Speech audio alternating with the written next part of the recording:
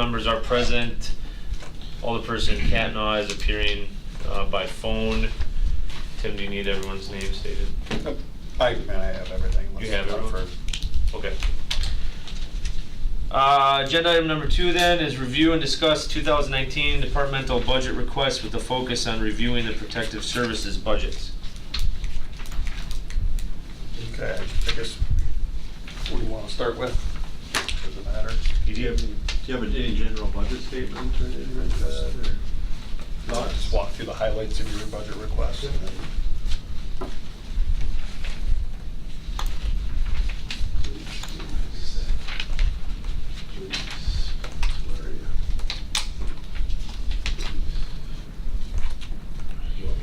yeah. What do you want me to do? I've never done this. Oh, I just kind of like what we did in our meeting, just kind of walk through your budget, Oh, okay. highlight any major changes or, Okay. you know, things like that. For you this want to point year, should I start with the PD budget across the Yeah. guards or, okay, PD out. budget. Yeah, sorry. All right. To start with, we kept the budget relatively flat. It really hasn't changed much from this year, from the year before.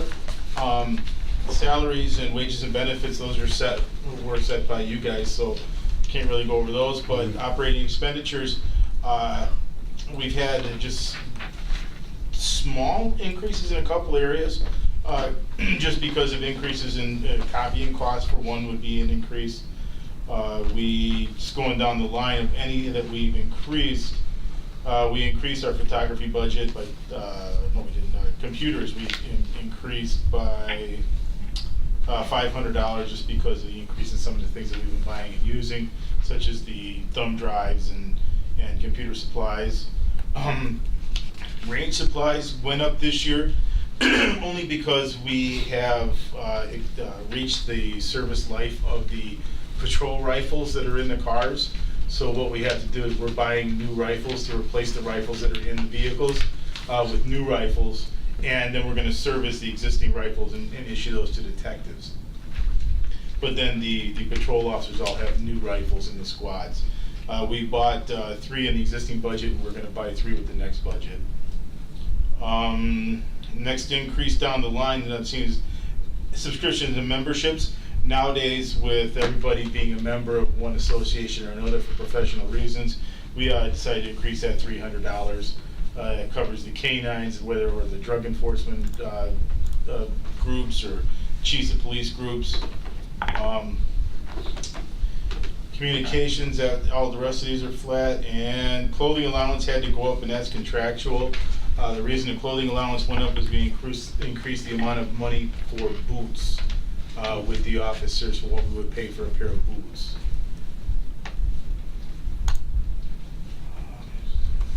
The next one, auto insurance, that wasn't set by us.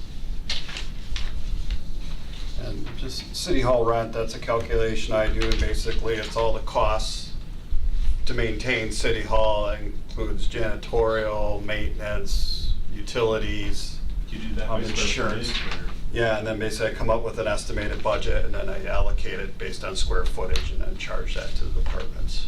And also built in there is a $10,000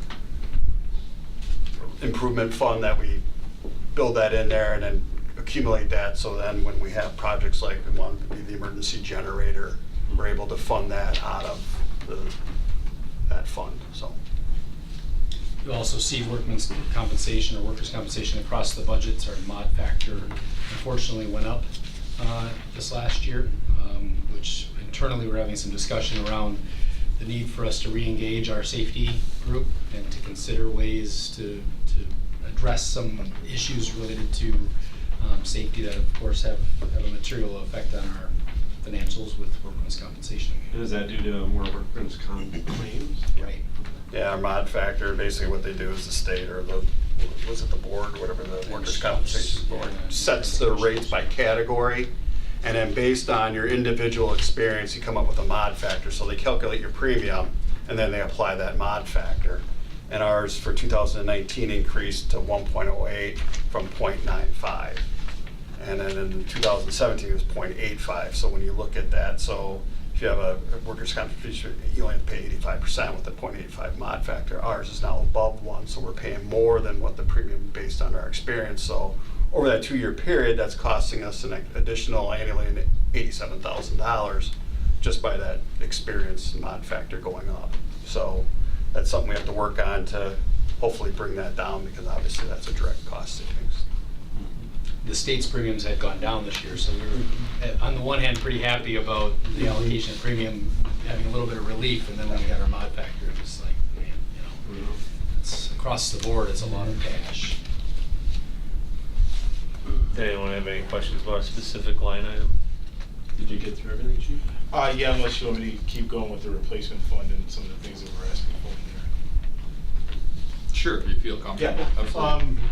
Going through that, this year we asked for a couple of increases. One in, we're asking for a radar feedback sign, which is the portable signs that you see around town that are posted on there. We can move it around town to get feedback on for complaints. We have the speed trailer, but this would just be a smaller sign that one officer can actually just put in the car, drive out to a location, mount on a pole, and it gets the same reports that you guys have been seeing in the monthly reports without having to drag that trailer all over. But then we can still use the trailer, but this is easier. Then that's just under $3,000 for that. We're also we have a replacement cycle for ballistic vests, so we have to purchase 7 vests a year. Half of that purchase price is reimbursed to us through a federal grant, so we do get some money back from the feds for that.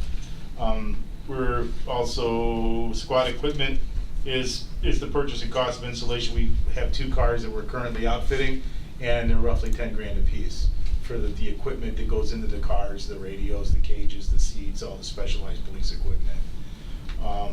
We budgeted for 2 cars for 2019. We're estimating it's going to be $31,000. We don't have the prices yet, they're not set.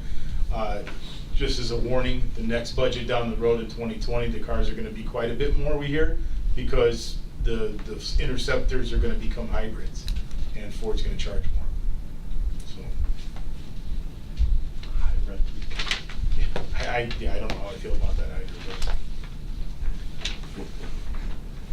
But we did not budget for ballistic shields this year. We were putting shields in each car. We didn't budget for them this year. But we have radio, the vests again, and radios. We didn't budget for radios. I think we're going to go on radios this year.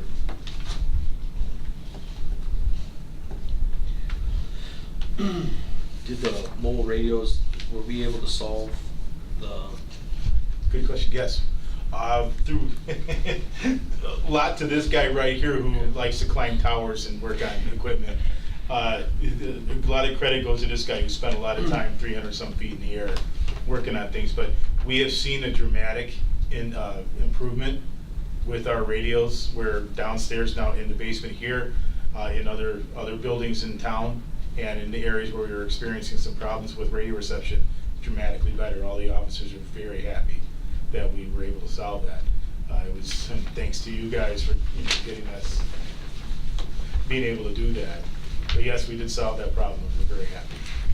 Why is that? It seems like everywhere personal public safety is experiencing radio issues. And when you think of how archaic radios are and radio waves and everything else, is it? Well, not to get too technical because I can't, but several years ago, it was 10, 11, 12 years ago when the feds mandated that we narrow banded our radio transmissions, which before they were kind of cast out like that, they narrow band down so you don't actually get as good of reception if you don't have many repeater sites to pick that transmission up. So what we did was we installed another transmitter or another receiver so that we could direct those narrow banded transmissions to larger areas of town to just kind of boil it down. Because otherwise we weren't picking up as much as we were before because it was very tight. I think building construction also is a consideration. Walmart was one area right Yes. south east of town. Anytime you get concrete and steel and brick, you just don't Yeah. get those transmissions without a boosted signal. And fire had gone through some of that previous to hospital that. in the middle. Yeah. Those are the big ones for us. But our engines have repeaters on them, so on an emergency scene, we have a repeater on scene, so our communications are a little different than theirs. When we're on an ambulance call, we're running into the issues that you are, but we have 2 or 3 people usually on the call, so if need be, somebody can go back to the ambulance, and you can make reception off the radio in the ambulance as opposed to a handheld radio. Sure. So, Thank you. The budget for the squads, you got 108, that's to replace 2. That is to replace, I think does that include the maintenance as well? That's the 108,000 also includes maintenance costs like tires and things of that nature, if I'm not I mistaken. believe we do 3 1 year and 4 3 the 1 year next. and I 2 think the it's, next. we split a It's- squad. Is it 3 or 2? I was just gonna ask you the same question. Yeah, it's more I than was gonna ask 2. Randy if that I think was- it's 3 and 4, if I Was recall. it 3 and 4 or 3 and 2? I think it's 3 and 4. I mean, you could do 3 in 1 year and then 4 the next. Because that's you right, get because we a did do second. 3, we did 2 patrol and 1 unmarked this year, so it was 3 Yeah. this year. And it's 4 for 2019 to replace.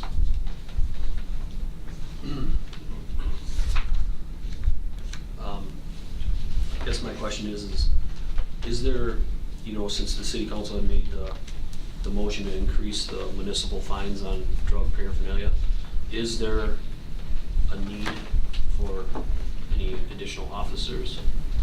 I mean, if we're gonna get serious as a city to eliminate drugs, is it gonna be, I've actually got an idea I was gonna bring up, and not to cut you off, but that's fine, you can.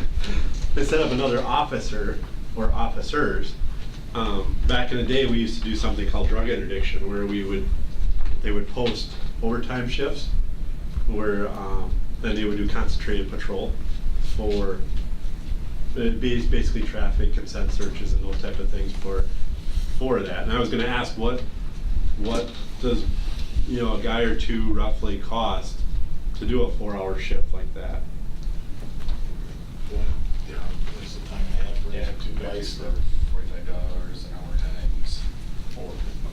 Because I was gonna ask if the rest of the committee would entertain maybe creating a line item for patrol drug interdiction of like $5,000 to be used for signups to, you know, do some of the extra stuff versus, you know, additional people. I'm open to it, I'm just asking the question, like, if we're gonna get serious as a community That's to what I stop thought. drugs, we have to make sure we put the people in place to stop. Right, so you're talking about like an overtime bank or something? Right, like an overtime bank that for patrol drug interdiction, or to do concentrated patrol, or, you know, something along that lines where people do signups above and beyond, so they're outside of the call, but they can work, like Joe, like on drug interdiction or something like that, versus then they can sign up and then they can just work that traffic or you know, drug areas, or if we have traffic issues, maybe we're by Thad's house there, and then outside of the regular overtime, and it would be an opportunity to be able to focus on trying to do some of that extra effort into that. No, because changing an ordinance isn't gonna change the problem in the community. So I mean, is this an opportunity for us to say, okay, we're gonna set forth and we're gonna move forward and whatever you guys feel is appropriate as far as, you know, do you have enough people that are willing to work the overtime in order to do that? Because I'm a big proponent of not making people work for 20 hours a day. When they go home, they should be able to relax and get away from the job for a while, you know? Well, usually it was a sign up, so I usually. think, in my opinion, if you did something like you're saying, like a sign, I'm familiar with the concept, used to do that in other places. If you had a sign-up sheet where it was something like a high interdiction, you know, unit, guys would sign up for that just because they're interested in it and want to do the work. I think that would probably fly pretty well with the At least guys. something to try. Well, that's what I mean, and it wouldn't have to be on a, you know, And it's obviously measurable, next year 'cause- we could say either this worked or it didn't work. but I Right, mean, it's measurable because they can see what they did, the activity within that 4-hour block or whatever they choose to decide how to set that up. And then it's quantifiable then. So, hey, if I could chime in here a bit. Good. Can you guys hear me? Yeah, go ahead. All right. Yeah, not that I would be opposed to that idea. I would just want to know more specifics of what exactly that meant. Like if there's a drug area specific neighborhood where we know there's trouble? Is that where they're going to spend their time, or what does that really mean when they're on those extra shifts? Because I'm assuming a lot of that they're doing regularly with what their daily duties entitle. So I mean, I would just want to know more about what exactly that entails. Are we just keeping a better watch on known drug houses and drug areas, or what are we doing with that extra money? Chief, here, I'll answer that. Just conceptually speaking, since we just started talking about this, I would go back to past experience. What I would use to do with a unit like that was give them a mission for that particular shift that they were working, be it a specific address, specific area of town, and give them a goal as far as number of stops, a goal for, you know, a number of citations, arrests, things of that nature, so there's something that can be measured so the guys are out earning their money. But we would not just go out willy-nilly, it would be specifically tailored to whatever problem that we're dealing with. And there's plenty of places where we could do some focused enforcement, is what we would call it. Thank you.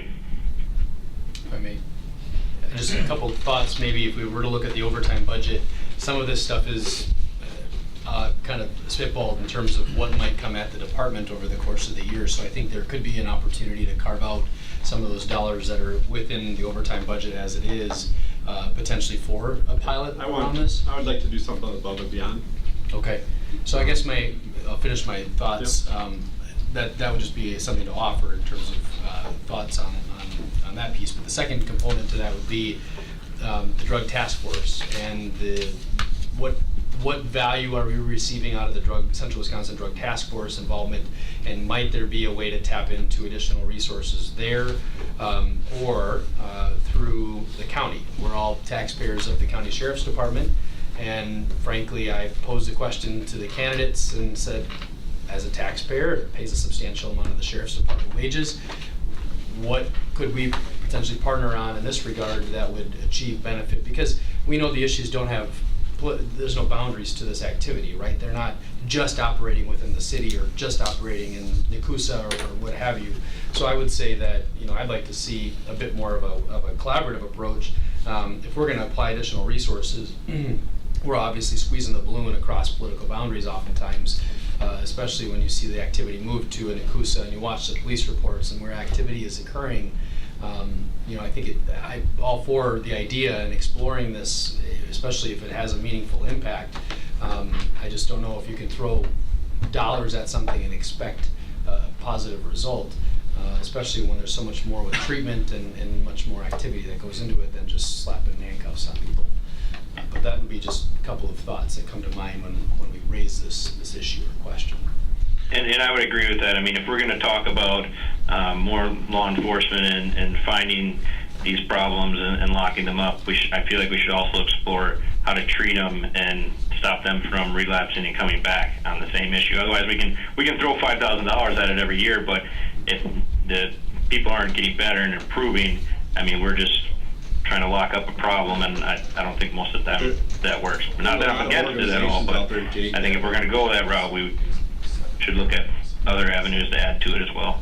I think from the law enforcement side, though, their job isn't to treat. There is a lot of organizations out there that are out there to treat, in my opinion, and so that's why I think at this point, you know, for me, I'd like to see enforcement and see some action, and I think the community would or some of the community would.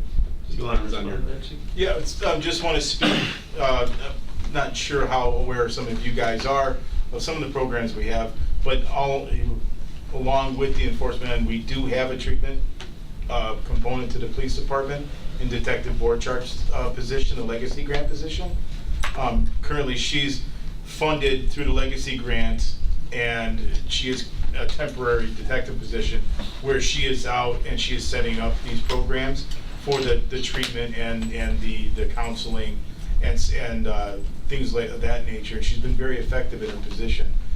In exchange with her being temporarily detectives, the legacy grant has been paying the overtime that we are using to replace her on the road because we're an officer short with her being in that position. So sometime in the next budget year, I was going to approach about making her position permanent. But in addition to the treatment model we have in the police department, I agree that we want to start focusing some more efforts at the street level just to make the drug dealers uncomfortable operating in town. Ted? Thank you, Mr. Chambers.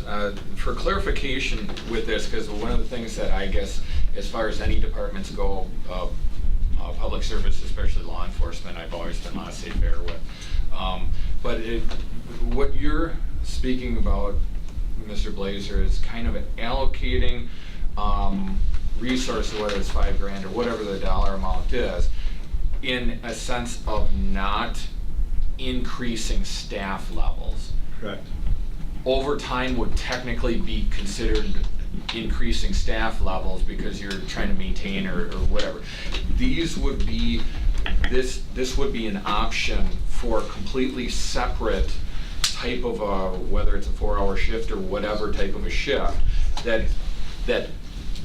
and what I wouldn't want to do is micromanage the department, but basically set the guidelines of this particular pilot program or whatever you want to call it. They wouldn't be just beat cops, right? That would be, is that what you understand? If you were to do something like this, they would be on duty, focused on one particular, they would not be answering 911 calls because the officers on shift are doing that. Okay. Absent an emergency that would require all hands. Yeah, I mean, if there's something that's really extreme, well, then obviously. We're not but reinventing the wheel here. We did the math, and based on the number that you've put out, we could do that high-intensity operation 7 times in a year. Then it's quantifiable, you can see the effectiveness of it. Well, it's quantifiable and it's qualifiable because we can actually not just see the numbers with it, but we see the activities that need to be dealt with too with it, so. Yeah, but I guess I'd like to see that added into the budget. And obviously, it's easy to look at one single budget, but and it has an effect on the overall budget. So, obviously, once the whole budget's put together, we need to look at that too, you know. But I do think it's worth exploring and trying, and especially since. I mean, I definitely can't help but feel if we're gonna move down this road of drug enforcement, then we need to move down that road and not just kick the can. Right, we need to.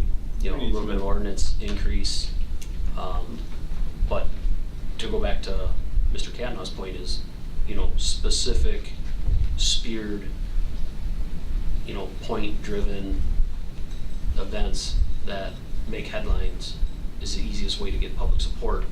Absolutely. You know, but easiest way also to, like you said, it's quantifiable, it's justifiable, it's, but you know what I mean? And I don't know what that activity looks like, and to go back to Dad's point is, you know, I'm not trying to tell you what to do, but I'm just saying, you know, like, I think we as a council need to really be proactive to say either we're gonna go after drugs or we're not. We're either gonna have our police department that is gonna be reactive, or we're gonna try to be proactive to get rid of something. And these type of things. To be perfectly honest. Oh, for sure. At the moment, with the staffing that we have, it's hard to go out and be proactive. I mean, I'm just being honest. And, you know, budget realities and everything, that at the current time, I am one officer injury or sickness away from paying overtime on the department. And we now have an officer who's out ill, maybe for an extended period of time, and now we're back in that same boat we were before.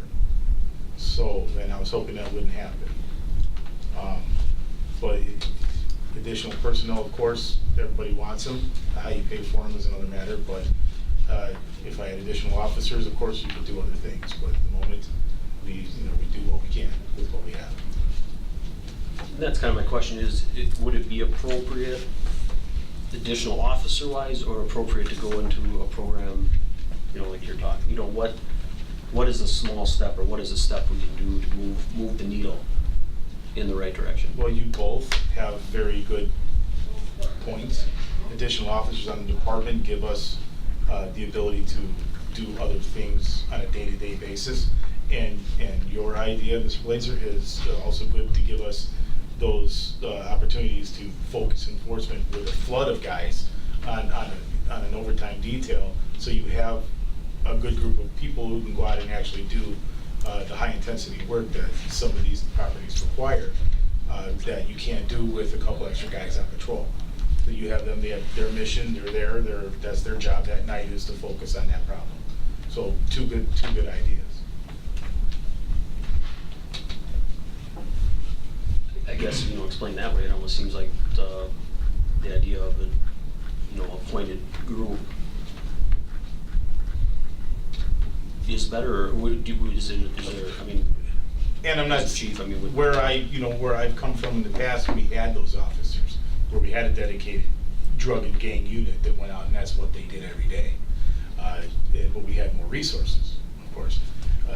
If we were to do that and do it well, we would need a group of officers whose that was their dedicated job, day in and day out. We don't have that, that type of resource here. So, going back to your idea with do it, periodically would work. It wouldn't be as effective, just because you can't reinforce as often as you would like to. And we don't have resources to hire enough guys to form a unit, that's for sure. So what they have, a medium has to be somewhere. I think, at least personally, I think it's a good start where you can see how it works. And then, Jake, see how it works, and then you can look Are you back into with a us? bigger budget next year, or Yes, I am. Somehow I got disconnected there. So. Okay. Joe hung up. Thank on you. no, I'm okay with it, I'm just saying, just for practical purposes and put it into a budget, is it one event a month? For 7 months at this point, yes. Or a couple times a month during the Actually, summer. I can't commit to that. Right. If I have a serious problem that requires 2 or 3 nights in a row, that may be what I do, until the resources are depleted. Better question, how many man hours does, and we'll use $5,000, how many man hours does $5,000? Basically, what we used to use for drug interdiction nights was four guys. And that takes 4 guys, 4 hours, which is like $720, and that's why you came with a total of like 6 or 7 times about what you could do in a year for $5,000 average. That's wages. So I guess, I mean, Well, you've got experience with this, what are your thoughts?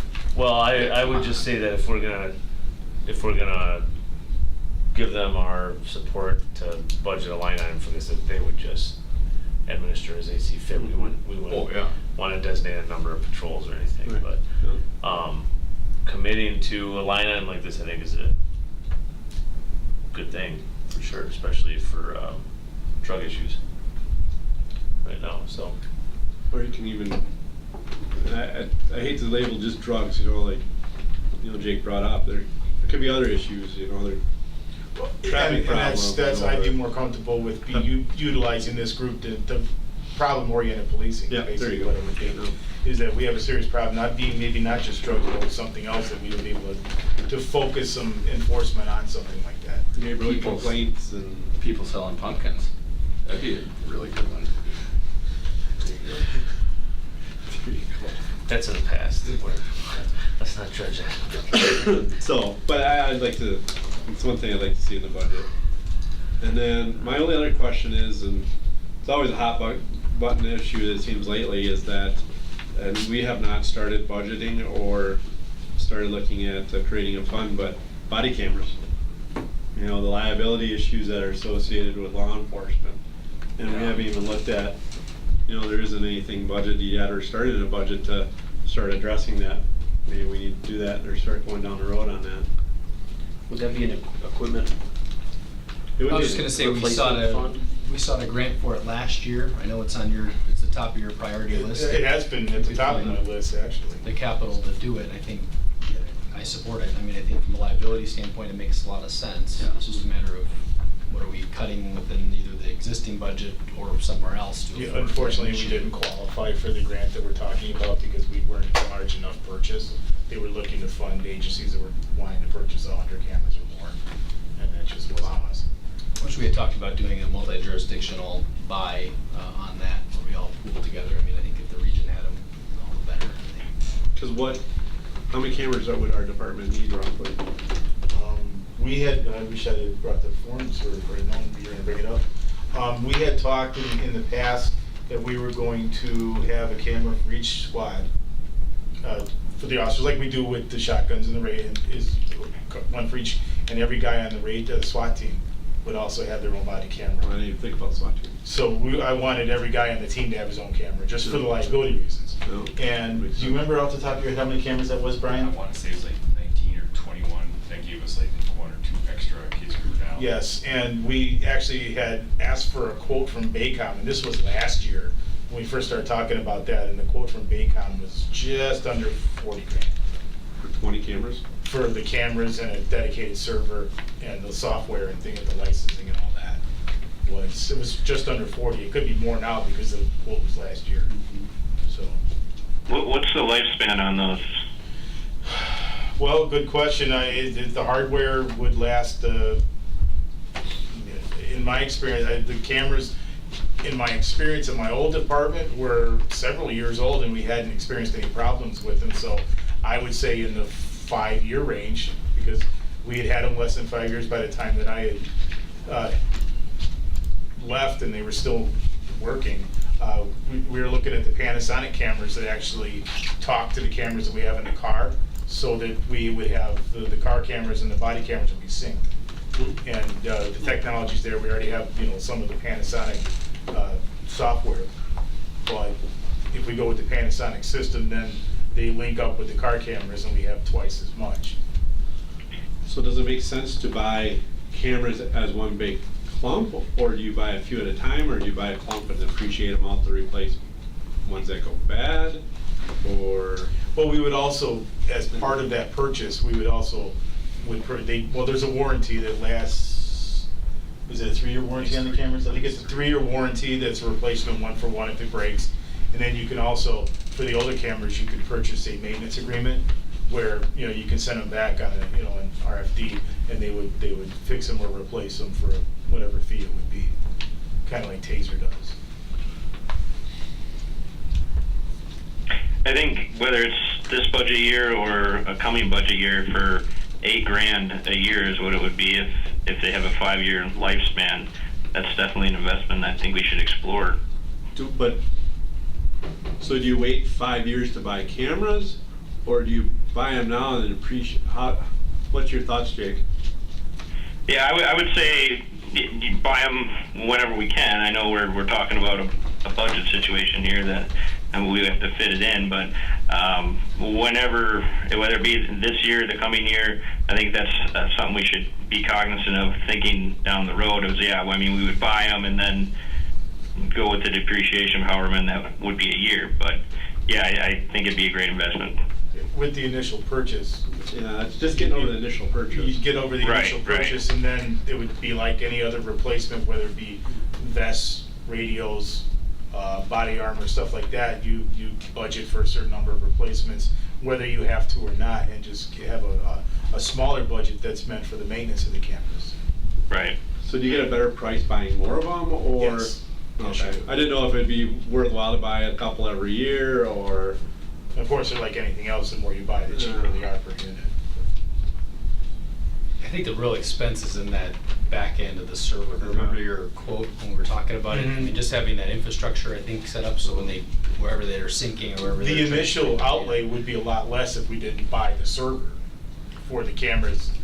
But we had actually specifically asked Baycom to quote us for a dedicated server for our police videos that would be separate from anything in City Hall.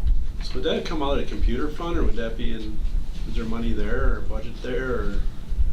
Because that would be computers outside of the Well, yeah, the server and all that. Yeah, we budget for the replacement of our servers, but depending on, that's based on the existing number of servers. It's really something we have to look at is obviously when we get a new IT director, is kind of looking in and assessing our whole IT network, where we are, where we need to be, and kind of figuring out, what needs to be replaced. I know that replacement schedule for the IT network hasn't been updated in a while, so that needs to be done so we can see exactly. We budget, I do believe, is it $12,000 a year or something like that to replace that things, and we accumulate those funds, so when we buy servers like we did a couple of years ago, we have those funds. So same with computers.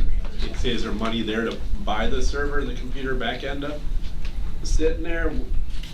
Depending, until I know, where we're at, what future immediate needs we're gonna have, then that's what needs to be assessed and done, is really saying, okay, what do we have, when is it gonna be replaced, here's what we're putting in at, to identify if there's funds available, because, the server lives are, based on a certain number of years, but, certain servers might last longer, so you might have available funds. That analysis really has to be done. I don't have that knowledge to know that stuff's gonna be replaced. And I may So that's something that suggest- needs to be updated. I may suggest too that as we get through the next couple of weeks here, if priority has changed in this current budget year, if there's a way for us to accomplish a portion of that project, whether it's the cameras or the back end or whatever, that maybe we come back with a referral in November or December, depending on where your year is looking like. I know that, you may have certain priorities that have changed or line items where there hasn't been the spend year to date, or maybe something that's still expected this year that maybe you hold off on and evaluate this other priority as being as a higher need. So I would just offer that as maybe a way to get close to halfway there or something. Or at least, Tim, do you have any ideas on what would be the best? Because I don't, like Jake's idea of 8,000 a year, but, that's waiting 5 years. Is there a way? We need to start that fund quicker than 5 years. Right. I'd like to see within 2 years, or at least have part, like the mayor said, part of the project 1 year, get the servers and everything up and get that back end stuff, and then the next year have the cameras, and then away we go. Yeah, I mean, it's I'm sorry, just since it's been brought up, it has been a big priority of mine, and I want to get cameras on these guys as soon as possible. If you're asking me for my opinion, it's, in today's world, we need cameras on these guys. Well, I mean, I think the first thing to do is we need to quantify, okay, what are the costs, what do we need? Yep. And then work back, because, and it also can be a year-end look at, if you had a decent operating year, where, you may have had some revenues that came in higher than expected, or expenditures coming, we can identify those and then apply it towards those projects, so it's just a matter of knowing. Are you talking the end of 2018? Yeah, This current year. Right, this current year? yeah, so I mean, it's something that you can also look at, Yeah, I'd definitely like to keep that on top and of our then, bubble here. and then try to build into the budget the replacement of those at some point in the future where it's not as a huge budget hit. Right, like In 1 year where you're Right. buying them all, whereas, so it's just a matter of like figuring the cost on that, and then we could look at that. So is the idea of the server, Mr. Mayor, is the idea of the servers to make it consistent with what the servers we have now, so it's not a one-off Not program? necessarily. Baycom had proposed something when we went to them for the camera quotes, so they had done a whole package deal. And I know that we've actually done some moving around of data on our servers to maybe free up some space, so there's a temporary interim solution where maybe they're using some existing storage space on some of the other servers. I mean, I think there's some ideas here on how to explore this, and maybe value engineer it. I'm impressed that this has all been going on already. It's kind of cool. Well, and that's what I wanted. I want to offer encouragement rather than discouragement to departments in bringing forth project ideas like this, because, I say it kind of tongue in cheek, but I also say it legitimately. I'm the last to know about a lot of things. And we're the ones that are basically the ones that vote and make decisions with that. So if this is high on your priority list, Chief, get this information to us, regardless if it's budget season or not, because it's, even if it comes in March and, you come with this proposal and say, hey, these, quantifiably and qualifiably, that this is something that we're kind of behind the times with, and then instead of pitting departments against each other for these expendable potential funds that we have, if we come into a windfall of monies, and unfortunately it isn't that way with shared revenue has been getting cut, transportation aids have been getting cut, everything else, but it can be something that could already be almost turnkey because we've vetted it through the process, and the only reason why it hasn't been approved is because the funds haven't specifically been approved, but we could already be vetting this, and if this is something that's all, turnkey, yeah, I like that. So yeah, let the council know about this kind of stuff. Yeah, the initial idea was to fund it through grants, and we tried not to, and it's been, the search for the grant. I think in all fairness to you, you had proposed this in some past PFC, Police and Fire Commission chief reports, that this was Yes. a grant that you had been pursuing. So I think just in all fairness, this item has been put out there, and it may have even gone through finance last year when the did. grant was pursued. Yeah, we. So I just I want to make guess sure. I did apply for the grant, I council just was didn't get the aware of grant. this. I'm just glad to see so much work has already been done, but yeah, now I think it's time to take that next step and let's get it into reality, and because I do believe it's a liability issue, a safety issue, Well, training issue. I consider it vetted. It's just identifying the funds. We can come up with $500,000 to buy garbage cans, so, you know, it's like, My personal- you know, we can come up with $40,000 to buy a liability and cameras and. Yeah. It's just a priority.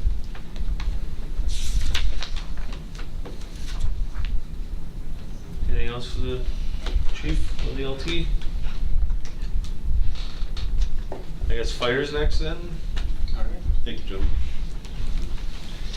Yeah, thanks a lot. Hopefully it goes as well. Wait. So just, Okay, go ahead. well, I was just gonna say okay, I guess we'll work on getting a cost estimate for the body cameras and go from there. And but- that 5,000, I realize that obviously it's not set in stone because there's a whole budget issue, Okay. but I would like to see Yeah, 'cause I if think we can Five squeeze. is actually almost inappropriate, I think we almost read 10, to make sure that you have the resources available. And the other thing is for the body cameras, if we've already vetted this and we have the server space, this is a perfect opportunity for us to get it in the budget, Mhm. so. Well, as Tim said, there might be revenues that may have unanticipated revenues Yeah, this no, year. no, I A mean. couple come to if- mind. Yeah, I mean, If it's we can kinda like- squeeze it in 18, we'll squeeze it in 18, but if we can't, Well, we'll I make mean, sure it's in a lot of 19. times what we do is that once we close out the 18 year, we look at what happened and stuff, you know, if you recall from last year, we do that carryover resolution where, you know, the budget accounts, so that, you know, because we can amend the budget at any time, Mhm. you know. Really, this budget is really looking at, okay, what is our operations and revenues for, you know, if we have excess, we have monies that came in other areas, then at that time, we can appropriate and amend the budget to include something like that, too. So, I mean, it's, you know, this isn't just, you know, when you adopt this budget, that doesn't mean you're set in stone. You can amend it at any time, and then maybe one of those things, once we get that cost estimate, if it's a priority of the city, you know, and we can identify a revenue source based on 2018 operations and stuff, then we can go and amend the budget and include that in there and get it done. So, you know, so there's many opportunities to. Well, and then you know, that, again, that would be where we would come up with some, flush with some monies if we had carryover funds. But also using our positive fund balance, if it's a case where we create an inter-department or an intergovernmental loan, you know, from taking $40,000 out of the positive fund balance, and now the police budget every year has got that 8,000 against itself for the next 5 years, pays back that, maybe even stick an interest rate on there, 3%. So now we're actually being proactive by having body cam or different projects or whatever, and then we're doing due diligence and making it work for us and actually paying 3% back to the taxpayers on it. I mean, there's unique ways that we can do this. By the way, I like your idea of 10,000. Well, I don't want to limit you. I mean, if you, Right. like you said, you know, you feel it works, we need to drive home the point is we got to get drugs out of this community. I think That's it. I think for like this meeting, the intent would be the committee is very supportive of this. Well, Is that Oh, I'm sorry, yeah. basically like the statement Yeah. we Yeah. kind of want to make to the chief and to Tim as they put the budget Priority. together here for both the projects, both the project and the actual patrol. It's a priority. Yeah, yeah. That's what I was kind of. Yep.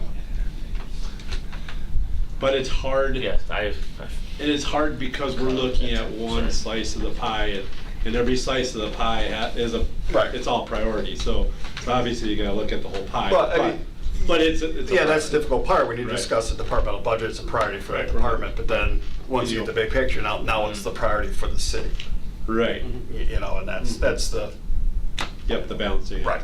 And that's what, and at the end of the day, when it comes to those, hate to say it, body cameras are extra, because in my opinion, it's really not extra. You know, that's a, but But it's there are a new extras. item in the Right, budget it's a new- cycle, right. which then puts pressure on, right, obviously. you know, yeah. it's gonna be a necessary piece of equipment. Exactly, it's like a gun. No, nowadays, yeah. I see a period in time, not in the too distant future, where they're gonna be mandated Yeah. for everyone. Well, yeah, just because liability, I would think insurance and, but okay. I mean, even like Chicago, the consent decree, everywhere they can. I didn't wanna quite bring that up, but yeah. Yeah. Let Tim massage the 2018 and see what he can come up with. Well, I mean, I think it's establishing some of those priority projects that when we do have available funds, that we know exactly what we have as a Yeah. priority as a city. You know, Agree. that, And we haven't done this in, I don't think, at least the previous 2 years. yeah. So I think this is good to, It might be a moot point too, and maybe you've already tried it, Chief, but I wanted to get some cameras for our taxis, and I also reached out to some of the other taxi services in the area, and we put together a bid, a group of us, and we were able to get a grant and a much better price for a whole bunch of us. And so we went through and we put together a bid with Bayview, and we actually did get a bunch of cameras that way with a group of us, and I think that they might be looked at something doing we wanna that with- try. It's a If you federal have grant, I it. think this other one's a DOJ. Yeah, was this it? is a DOJ grant, yes. So maybe that might be something But you not to could mention, do I though, mean- because we were able to get a really good one then with a group of I us. think they tried that. Yeah, It wasn't big enough. NGOs are a little bit different in terms of different grants and everything else, so, and sometimes government organizations can't apply for the same types of grants that non-governmental organizations can, so, but no, I appreciate that help on it, that's wonderful. Yes, also started, do we need to go through the crossing guard project? Is there something? I just remember you saying that at the beginning. Yeah, we have the others. I see it's gone down 13%, so. Let me see if I can find it, as I put my paperwork away. Doesn't seem to be too. What's that? 25. Do you have the index open on yours? And then grab the other one too. There's a bookmark index. Yeah.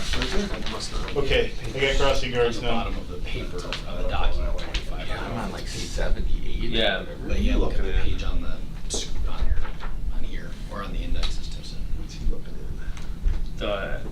Do you have the same thing I am, because I'm on page 78 also. 78. Crossing guards.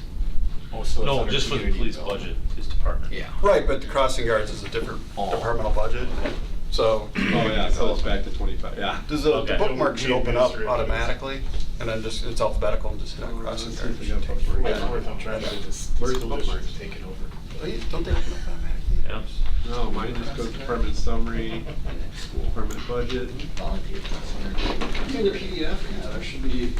But if you look at the PDF on the, it's actually 25 Yeah, on page the- 25 on the on bottom. Yeah, on the page, not on the. He had an index where you could just like click on it and go to it. Yeah. There's your Ah. bookmarks. Otherwise, you want to be at 27. Crossing guards. There. Nice, thank you. It's alphabetical. That's fancy. That's fancy. These Chromebooks are tough. Yeah. There, That's and then it dope. goes That's actually neat. alphabetical. Okay. And then you can just scroll down to crossing guards. I got it now. You got it? Okay, thanks, Tim. We gotta get them set up. Thanks for the lesson, Tim. Well, mine opens up differently than yours, because you got a Chromebook and I. Don't remind me. My finger doesn't work on the screen. Yeah, everything doesn't always translate. It's the same. Crossing guards. I love that you give me the list of the locations that were put on here, remember? For the crossing guards? Yeah. Yeah, send me an email, remind me, and I'll get that to you tomorrow. Okay. Carbon got me the email to Veronica. Okay. But she's kind of, she knows exactly. Ready? Crossing guards, a lot of, so we had increases in, let's see, their wages, their FICA and workers' comp at the top. We also increased their, the same thing as the officers, the boots, what we pay for their shoes. And supplies, like we had to buy some, we're budgeting for new cones and at the stop signs and things for the tune of $250. I think it went up, about 15%. Uniform stayed same, the cell phone went up $50. And That all went down. Yeah. Oh, that went down. Decreases. Yeah, all the parentheses are. Yeah, everything went down. Yeah, Yeah. Yeah, everything went down. Down, we went down 15%, I'm sorry, that's Yeah. right. So everything, we're saving a little bit of money. We have one less guard than we had last year. With the closure of East, we yeah. moved one of the crossing guards. The committee met, it's a 3-member committee, the superintendent, chief, and I, to talk about the locations. And Yeah, Veronica's we- always evaluated Right. based upon demand. The school district seems to get requests for locations, and we evaluate One of the places number where they of got a students that are request was coming over through. by Rams now because of the accident and things, so we've had one over there. Didn't add a guard, we just moved the guard over there. And that's, I guess in general, is crossing guard easy finding people? Is it not too bad? Yes and no, if you want the right Is people. it? Yeah, it's one of the toughest things to recruit and retain. Really? For. We're Yeah, like we've I said- got a good, I mean, Veronica's been able to keep a good Yeah. crew there, but we still struggle Really? with retaining. We've, as the chief said, this is a great program for the school district to be more hands-on with, because they have noon aides, they have assistants in the classroom, but to get the district to take it on is, It's- like we're saying, here you negotiating. go. It's We're not, I mean, negotiating. it works, but, Yeah, 'cause- and we pay for it. Look at, you know, the city taxpayers pay for it. You almost think that would be a simple duty for them to absorb if there's already aides and noon aides and people that crossing guard would be part of that duty, I guess. That's what our, I think under the new superintendent, there's much more willingness to discuss it. Yes. Previously, there wasn't. It was a The non-starter. new superintendent and I have a pretty good working relationship, and we can talk and negotiate most things, so. Especially because they've got some short short shifted folks that may be looking for additional hours. And so Right. this is a good program, we thought, at least, to introduce it to them. Because they're really weird hours, right? I mean, you're an hour or 2 in the morning, an hour or 2 in the afternoon. I didn't know they had that long even. I think we paid it that amount. I think, yeah, Okay, right, okay. right. Yeah, we've upped their wages and we've done quite a few things to I guess retain and It'd attract. be difficult just if that's your only job or that's your only. Yeah. Well, and if it's not, morning, I guess. Right, because your day's kind of, well, Yeah. it's not shop, it's like a bus driver, Well, when you go out. when you work your regular job, you know, unless you're retired. That's where we're thinking that school district noon aides or Maybe it makes sense classroom to- aides is the perfect fit. Crossing guards is one of those things you absolutely need to have. Yeah, Absolutely. I was just gonna say, I'm sure it was one of the services that the, city had to take on because of the need. Yeah, I think so. There was some history there, and I don't remember exactly what it was, but it's along those lines. It makes sense how to work with the school district. Especially if we can fund, maintain our obligation, not hand it to them and say, you gotta fund it now. Right. In a perfect world, that'd be great, but it's. Yeah, reality or is- share it. Yeah, or share it. The only other one I have is emergency communications. Oh, Is another. hold on, let me use my bookmark. What page is that? 32. 32? Use your bookmark. Emergency. I'll just scroll down it. I'm there now, so. Is that basically towers or? This is the repeaters? tornado sirens. And coincidentally, since this budget was set, we only recently found out, which school was it, Washington School? That one of the sirens didn't operate during the tornado warning, storm warning that we had a few weeks ago. And we called the company to come out and take a look, and they said that the batteries in the siren need to be replaced. They quoted us at a little over $700 per siren. And to be safe, we'd like to replace all, the batteries in all the sirens in town. And of course, the budget will have to be up a little bit to do that. But we're gonna have 2 replaced with the money we have in the budget this year. And I think we'll have, what's the total number of sirens, Brian? I think it's 4 more. I don't have the total off. So I'll have to get you the dollars. I only just got the quote back from the company today. I didn't anticipate it being that much. So I can get you the numbers for that later, as far as how much it's gonna cost us in total to do all the sirens in town. Within, the next day, I can get it to you. previously we funded the communications tower that was talked about out of this budget. That's for the dollars for the radio repeater activity is Oh, okay. had previously been funded, if you look at the outlay down at the bottom. Oh, yeah. Everything else is either gone down or stayed the same. Auxiliary police is also funded out of this, and they're in here. The auxiliary police work untold hours for the police department. For $5,000 a year, they save us. To do the math would be, the overtime savings is incredible. They do a great job, and we're lucky to have such a dedicated group of people working for us in the auxiliary. So we budget $5,000 for them for uniforms, radios, and equipment for them to go out and work these festivals and things where we need extra manpower that doesn't require, a sworn law enforcement officer. So they're a real asset to the police department in the city.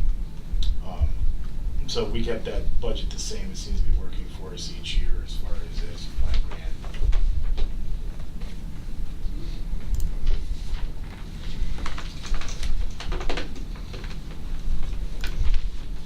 We're good on towers, and we're not gonna have. Knock on wood, I think that the radio tower program is finally complete. We just put the finishing touches on it not too long ago. Don't anticipate any other work that needs to be done on them right at the moment. Down the road, we may be looking at adding a third site, which was recommended, but that's at the moment we're doing okay as far as our reception goes. A third site would be even better, but we're managing with what we have. Sounds good.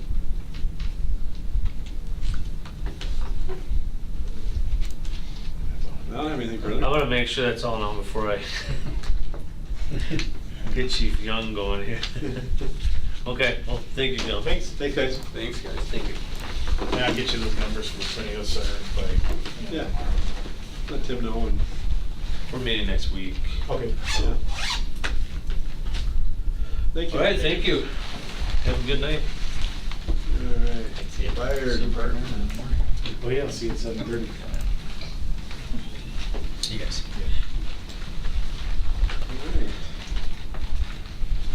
All right, we ready? Yes, sir. You ready? All right. Page 40 or page 1, mostly wages and benefits. There's a couple lines in there that I plugged in. Overtime, based off of this year, went up a little bit. And actually, we're going to be over quite a bit this year. We are short-staffed, but I believe wages and benefits we're paying is covering that, Tim, is that correct? With our overtime budget this year? What? Oh, because you're short-staffed, yeah, that'll be a surplus of your wages, obviously. So next year, we will be running short at least till probably June 1st and most likely July 1st. We are short one position right now, and our list is expired. And we ran the Chippewa Valley list, and we posted internally, and we hired one off of the internal list that we posted. That leaves, we're still short one entry-level firefighter position, and that will remain that way till next June. Somebody hung up on Jake again. So actually, that starting firefighter, you can pretty much cut that in half for one of the positions. So, ambulance transfer pay on this page is the other one that we kind of control, and that went down 24,000, and that is due to Medivac coming in and running inter-facility transfers out of the hospital. We are not doing as many as we have in the previous years. We're down not quite 50%, but 40-45% on our inter-facility transfers with Medivac moving in. And that trend, we're moving up a little bit in the last couple of months, but we're nowhere near where we were the last decade or so. And then with that, obviously, when I look at projecting out the ambulance revenue, let's see where, I'm projecting about $187,500 decrease in that revenue source because of the drop in those runs, so. What would be the drop in expenditures as far as that's related to that? Because obviously we wouldn't have wages and different things. That'd be the transfer pay that he just referred to, that, when we're not doing those, so that transfer pay We're is. losing 160,000. in revenue. Yeah. Drum up some more. We're trying to The work with contract them. area, I mean, But yeah. unfortunately, we've So, done yeah. some other things. And you're gonna see overall at the end of the year, this year, our runs are gonna be very similar to last year. We might be down, 40, 50 runs, but we're gonna be down, so our 911 runs have increased, and they just don't generate the revenue that interfacility transfers do. We'll be down almost 200 interfacility transfers. Because the big thing on that projection is the mileage revenue that we get. When we do one in town, limited mileage, but those interfacilities, you're able to charge for that mileage. Man, Right, We're and very that's- selective in what we transfer. I mean, Right. we're under no obligation due to state statute to Right. do interfacility transfers. If we have the staffing, if the ability to pay, that's for non-residents. If they can't pay, that's not our responsibility to move non-residents. We don't, so we're very selective in who we take. A 911 call, we don't have that choice. So if we have a self-pay on overdose and we don't get paid, we eat it. And we don't eat any transfers for the most part. I mean, there's a few self-pays where they have a heart attack or they've come in a trauma and we'll take them and worry about payment later. But interfacility transfers are we're a good game for us, and the ones we take still are, but they're going And down. obviously, that's why they're got into the business. Yeah. With a low-cost product, I mean, we're not a cheap service in terms of, I mean, we staff at a high level. There are folks who don't have the training that our folks do. And, but I think the good news is that the hospital emergency department seeks us for that service. There's some discretion and maybe some internal battles and politics there, and I think fortunately we're on the good side of it, that they're wanting our service to provide transfers, just because Yeah, of we're the still training doing we've them. got. They're Yeah. down. I mean, we'll do probably 300 this year, but it's down from 500, 550 on average the last 7, 8, 9 years. So. And the labor shortage isn't helping them, right? And I think Right. the whole reason they took them a year to staff this up was because they couldn't find people to. And they wanted 2 ambulances there. Yeah, I they believe only have the initially one, was the right? plan in there with 1. So we still do transfers, but they're down. So that's the big one on the big items, ticket items on page 1 that we control. So then you come down to the operating expenditures, and some of these we can control, some of them we don't. Most of these are based off of our June spending. If you look at it, and if it's, you kind of double it, and did we spend early in the year? And we just kind of based our projections off of June, and some of these items we know, like heating, will pick up again in October, November, December. But really no big line items that stick out. The big one is ambulance supplies. We're projecting to be down about 10,000, and that's due to having the captain of operations now we really want him to focus on EMS, and he is doing our EMS ordering, and he's also going out to different vendors and trying to get the best prices. And we're also looking at streamlining some of our medications, some that expire that need to be refrigerated. We're trying to remove and find other options. So we're trying to cut our ambulance supply down in it. 10,000 is not bad. And I think the rest of the items you're going to see in here are steady from last year. The big ones that have gone down are due to contracting out our EMS billing. So we don't need the EMS billing support, bringing a consultant in from outside. We're not paying for that. Our billing software, or our TriTech, where we do our billing out of that software, we won't need that anymore. So there is some savings there. Other than that, everything's pretty much in line with what it was last year.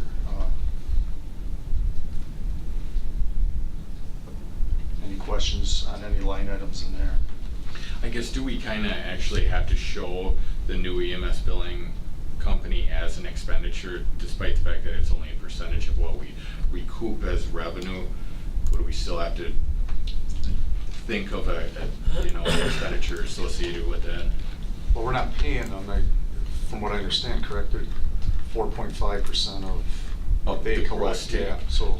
But technically, in terms of expenses and budgeted expenses, budgeted revenues, I wonder, because we would think about what the gross revenues would be, and then the expense portion on that of I think when we came before, Tim had a projection, a sheet out there, and it's actually saving us money by doing that, so. Correct. And I think the wild card in this is, my hope is, this, part of this 160,000 that we're falling short on due to interfacility transfers. I hope, and time will tell, that going with this billing company, that our revenues actually increase in what they collect due to timeliness, due to denials, due to, Medicare and Medicaid laws.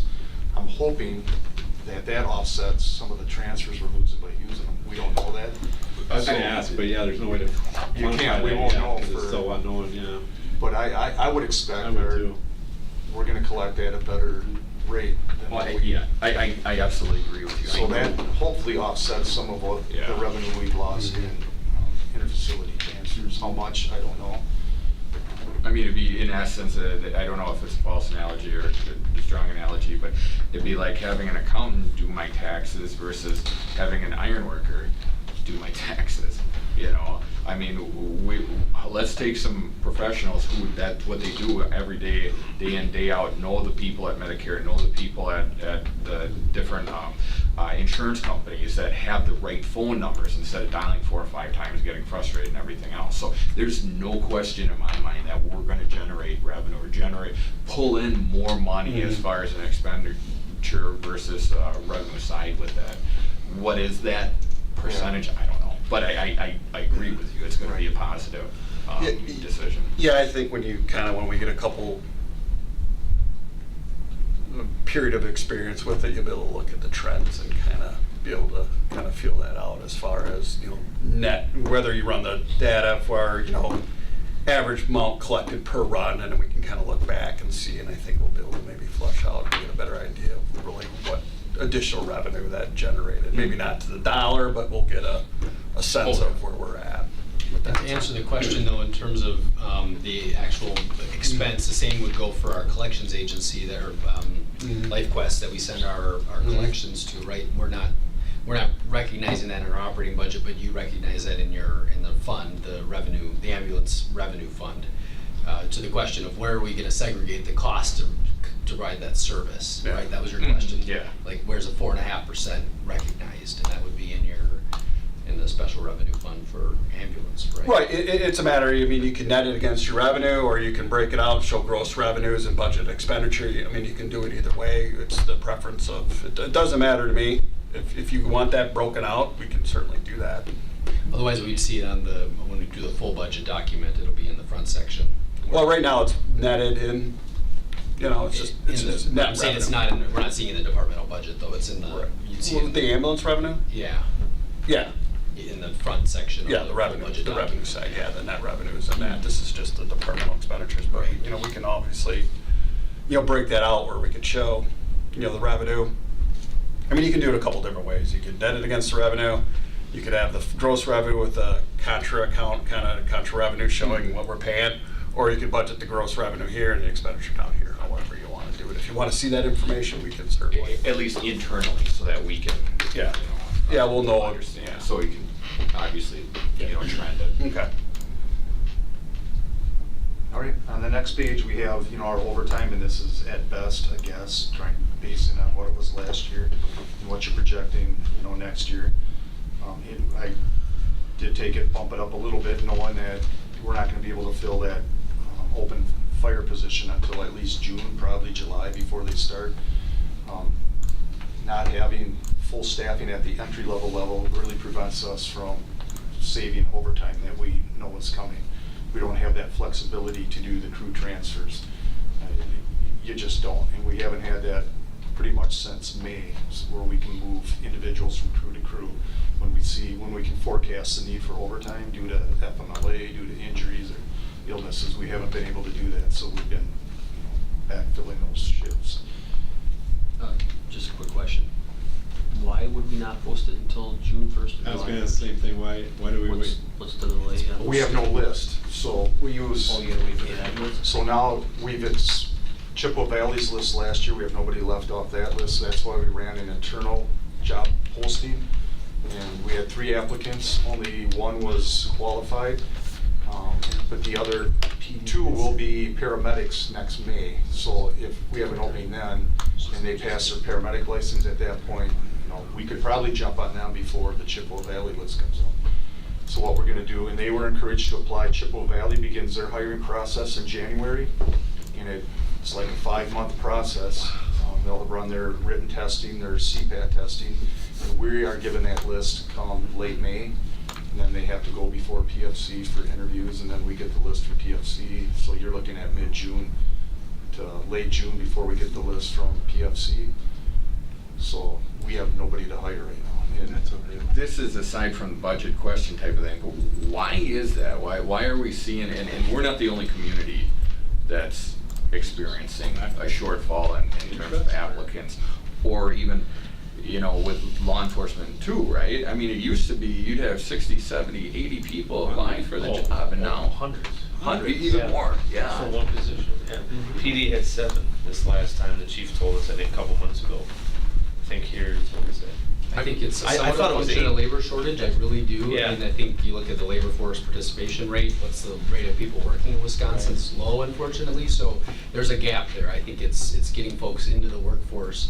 But then I think it's just generally that sector. I think I'm reading in the league publications, all these municipalities have such short, very lean eligibility lists, and I think it's the state as a whole. It's just we're not seeing those graduates either go through the program, perhaps, or seeking Yeah. employment elsewhere. I Well, think and we go to the Lincoln High School, yeah, and there'll be 6 or 7 students, and that's government. yeah, we do. That's just all the interest, you know, and I don't know why. And yeah, we're not gonna be able to solve the problem tonight, but, No. I mean, it's one of those where are they getting steered into other programs, whether it's at the VOTEC level or at the, I mean. You guys are doing in the classroom. we're trying, and you know, I was at a state chiefs conference earlier this month, and today I was in Merrill doing interviews there, and it's statewide.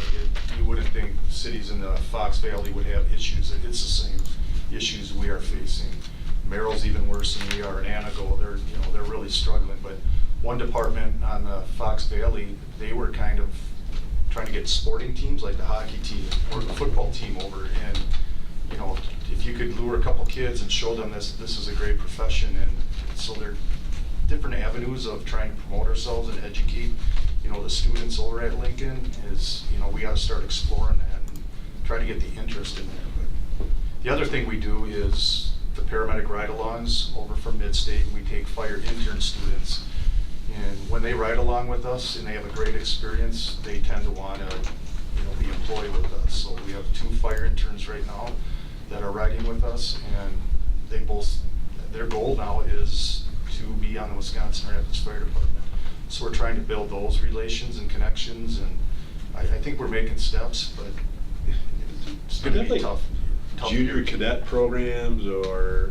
We ran an Explorers Pulse last fall to try to, Yeah. and it was somebody from Point or Plover area that's the head of the Explorers Pulse in the region. They need 5 students to start up the Explorers Pulse, and we had 2 show up. And he ran it again for a different date. And I think the first time there were none, and the second time there were 2. So that you can't even start an Explorers Pulse with those numbers, so. We'll get in the schools, we'll maybe look at these teams, you know, Just amazing. you know, the girls swim team or whatever, and try to get them over and have a day with the fire department and see if we can get any of them interested in a career in the fire service. Too bad. I'll talk about the big highlight. The big- Yeah, let's see, so we had overtime. Training and education is actually down about $700, and that's due to Diane not needing to recertify in her coding. So I guess the big ones on station outlay for Station 1, we're looking at an ice maker. For 2018, we had it in last year's budget, and I underbid it. I didn't plan for plumbing and installation. And we just kind of had that funds. We had a furnace go out, so hopefully those funds helped offset the furnace that went out. So the ice maker would be used. It's really important in the June, July, August months when we have structure fires or a hazmat incident. The #1 cause of firefighter injury and illness is heat related. So when first incoming call-in members come in, they would fill the cooler with water, and that's part of our rehab process. So if we could get that, that would be a great asset for us. And the other thing we have on there is the garage door going into our EMS supply room is a bay door, it's not a door. And so when Station 2 comes over in the middle of the night or in the winter, that's how they access our EMS supply room, is through a door, a garage overhead door. And the heating cost has got to be just astronomical. Paul Waller was over, and that's kind of the plan, is having city garage, maybe build in that wall and put in a door instead of a garage. Good idea. So, going down farther, we have kind of the EMS outlay, EMS jackets. We have, our jackets are old and they're black. They are reflective, but they are not ANSI compliant. You see all the street workers now and our new firefighters, they're ANSI compliant. They have the yellow and the reflective in there. Being old, torn out, we're looking at replacing like 30 EMS jackets, winter jackets, and they can be used as rain jackets in the spring when it will come on. A transport ventilator, and that is not really per se for interfacility transport. That is for somebody that we end up intubating, whether it's a cardiac arrest or somebody we have to RSI and we intubate them. We put them on a ventilator so we can control their airway and respiration. We have one that's about 15 years old and we can't get it calibrated. It's just a huge liability, so that's that. And the other thing we're starting to do is we've always had hidden costs. I've talked to Tim with this, our preventive maintenance contracts for our high ticket items like our cots, our monitors. Every 3 years we'll get a $18,000 3-year preventive maintenance contract, and we haven't budgeted for it. So we're going to start budgeting for these preventive maintenance contracts. We're making our cots, the recommended life out of those is 8 years, and we're getting 12 years out of them. Wow. But it's because we service them every year and we keep them in great shape and replace the parts. that need it. Those are expensive too, aren't They are, yes. Very. Same with our monitors. They're like about $25,000 for a monitor.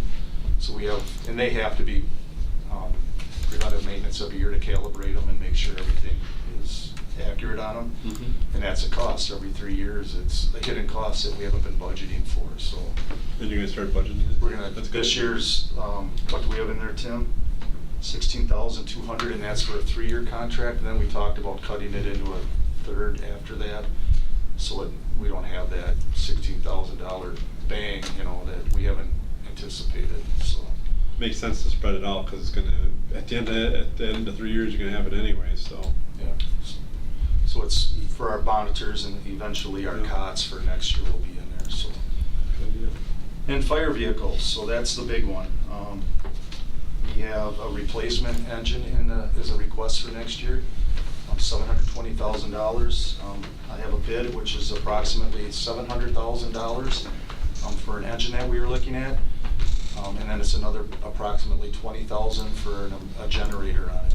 We've gotten rid of from our fans, we've gone from gas motors, we've gone to high capacity electric fans, just due to the noise, and we are introducing carbon monoxide into a structure with our gas fans. So we're kind of defeating the purpose of the fans with these, so. That's good. So about $725,000 for a new engine, and that would be replacing a 1991 Pierce Lance.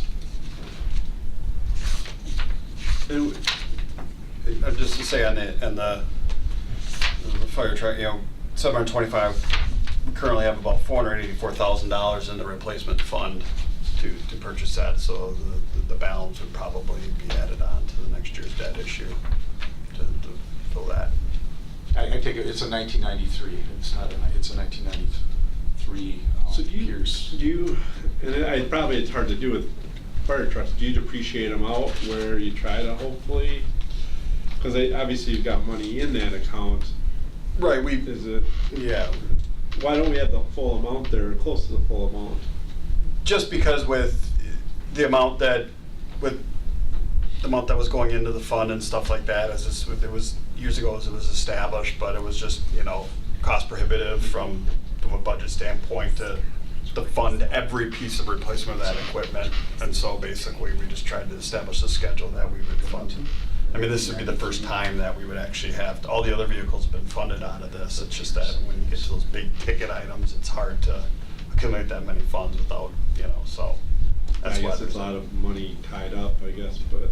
Well, yeah, I mean, it goes to, you could sit there and depreciate and plan for replacement of every asset you have, but at some point it becomes cost prohibitive that you just can't keep putting, because, Right. putting money aside for something that you're gonna purchase in 15 years as opposed to immediate needs like we discussed tonight, it's, Right. That's the balance. So you try to establish these replacement accounts to fund majority of it, just like with our fleet equipment, things like that, but it's, at some point, sometimes it does come up short, or the cost to replace that piece of equipment has gone up so far, so much since when you depreciate it. And that happens a lot in the fleet equipment where we build in the depreciation, but replacement cost is higher. So the goal is, we want to replace it all, but sometimes it's just I'm not, just glad to see not there's able to attain it. But 400,000 in there, but. yeah, I always take pause when we have to borrow, but Yeah. an engine lasts for so long though that it makes sense to borrow because Yeah, we I have mean- it paid off long before we get rid of the engine. So. Right. When we have looked at different options, I think Chief Kirkman put this in for 2 years ago, and, we looked at it, we stuck some money into our engines, but right now, we've held off on that 1993. That needs a new water tank, it needs new tires, it needs, old. springs in there. We've got 30 to 40,000 in repairs on it that we've held off on anticipation of hopefully, securing this engine. And then when we looked 2 years ago, then we discussed, with the mayor and Tim about possibly doing a ladder, a kind of a hybrid that would secure both functions. And looking at our department size and our operations, we just don't have the staffing to run a ladder, dedicated crew to a specific ladder, that piece of equipment. So we've got our platform ladder, and with ISO, we need to have a ladder anyways, so we've stuck some money into that ladder. Is that Out that of big necessity ladder? due to the foundry fire, we had some major issues with it, and we stuck, I don't know how many thousands of dollars into that ladder truck. And we've been told by Red Power Diesel, who works kind of a subsidiary of Pierce, that they expect that 7 to 8 years at least out of our platform right now. And that's getting out there in the H2. That's been around a long time. It's a 91, isn't it? In there, yeah. Yep. That's, I think when I was down 93 by or the 90, it station. might be a 95, 93, so in that area, so. That's like But we don't run that first out, that is, unless we're, to the mill, or certain commercial structures will run that first out, but for residential structure fires, that is not a first out piece of equipment. So if we can hold off on that for 7 to 8 years. so we that need to would be start great. planning at least or But thinking about. I'm telling you right now, at 1.8 Yeah, it's gonna be $1.5 million, Yeah. probably 2 million in 8 years for at some point, you would like to maybe, we've talked about shared services with other, municipalities, and I don't know what the answer is, but. I sure hope that, you factor 2 or 3 ladders in a small community in our size. It's a lot of carrying costs for municipalities that you'd like to hope that there might be some ability to share the cost of that.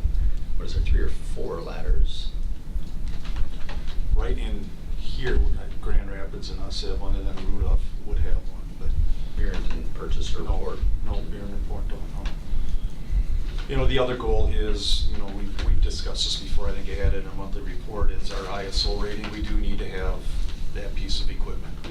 And we are a Class 3 city. We're very close to being a Class 2 city.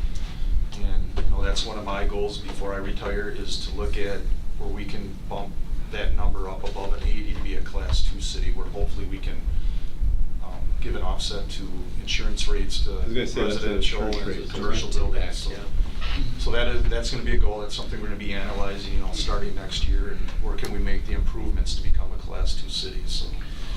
Well, with that being said, though, aren't a lot of rates bundled, like 1 through 4 ISO rating, and then 5 through 8, and then whatever is rural and everything else? So and that would be great. I would love the essence that we could tell our homeowners and property owners that they can reduce their insurance rate for their homeowners insurance or business insurance. But I've heard conflicting issues with that. With a lot of homeowners insurance is banned at 1 through 4, so a 3 and a 2 wouldn't necessarily I think do we're seeing it anything. perhaps on business and industry, probably more so. When we're Okay, thinking yeah. about some of the nature of their work. I think I may have heard that. I don't know if that's. I can't speak to that, but Policy. I know there is somewhat of a difference because I don't want to name names, but you got a city out on Redden Road going out, and all those houses are in the city.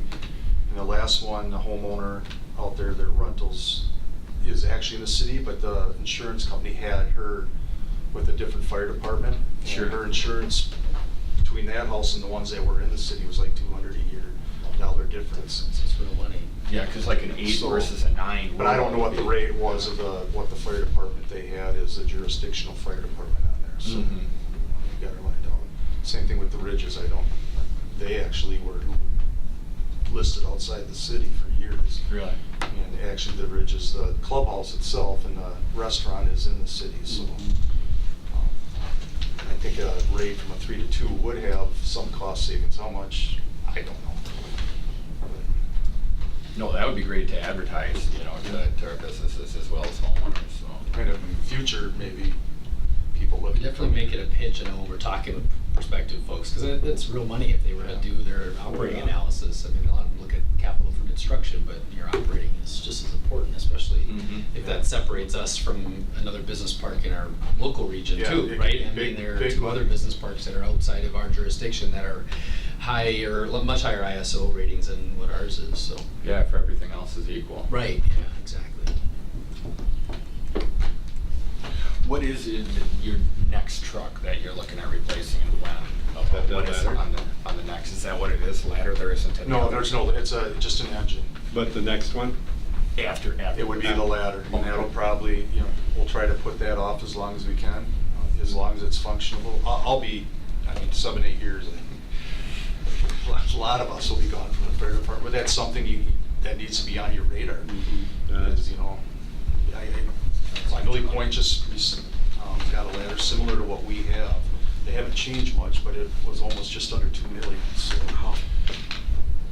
And you do have a depreciation schedule. I mean, it's a Yeah. rough sketch of years and when, dollar do, yeah. figures to that, so that just in terms of. The ambulances are having more that, it's- steady.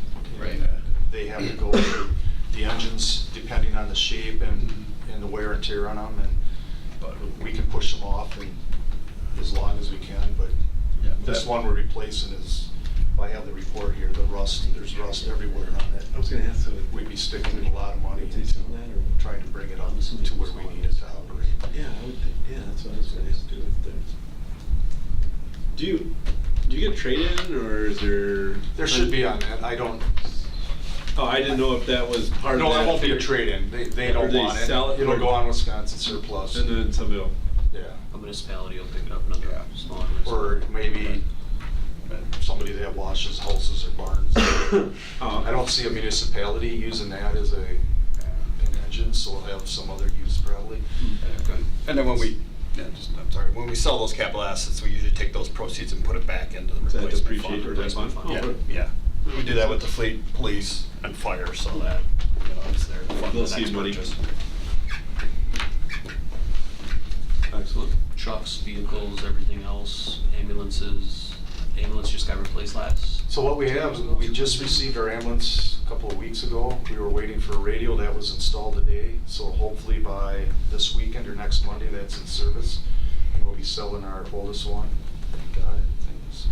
But before the next council meeting, we'd like to have it here, so if you want to come through it and look at it, it is an incredible vehicle. We can't thank you enough for supporting us and getting that, so we'll have that up and running by the next council meeting.